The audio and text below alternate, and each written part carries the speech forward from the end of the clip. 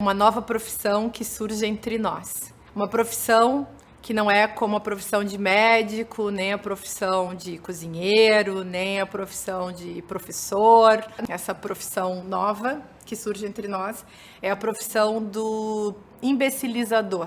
Existe hoje um imbecilizador que é profissional.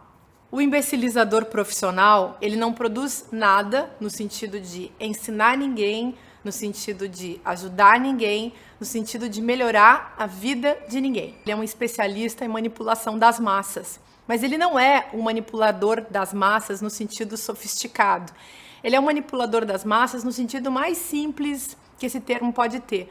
Basta ele considerar que as massas, ou seja, que a multidão de gente que tem na frente dele na hora em que ele deseja manipulá-las, é imbecil.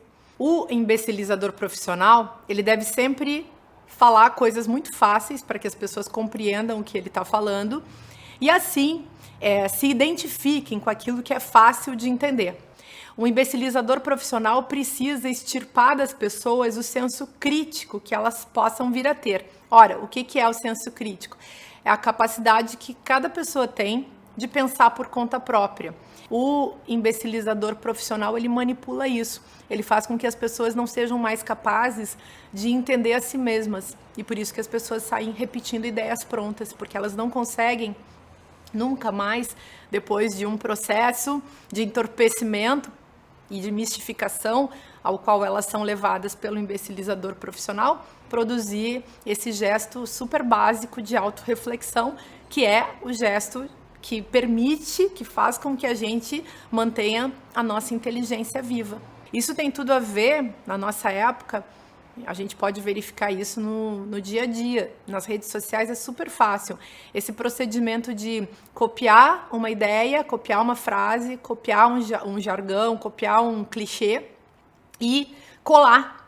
É como copiar e colar, né? Copy-paste nas redes sociais. As pessoas saem simplesmente replicando, repetindo, dizendo aquilo que já foi dito, o mais do mesmo, sem nunca se preocuparem em entender com as suas próprias palavras, com o seu próprio jeito de pensar. O imbecilizador profissional, ele é um tipo de ator que não tem arte.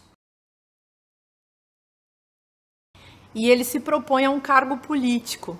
E é super engraçado porque esse sujeito, que é o imbecilizador profissional, ele tenta convencer as pessoas, ao fazer política, de que ele não é político. Aí ele se filia num partido político, ele entra numa campanha política, pleiteando um cargo político e continua dizendo para todo mundo, por exemplo, que ele não é político.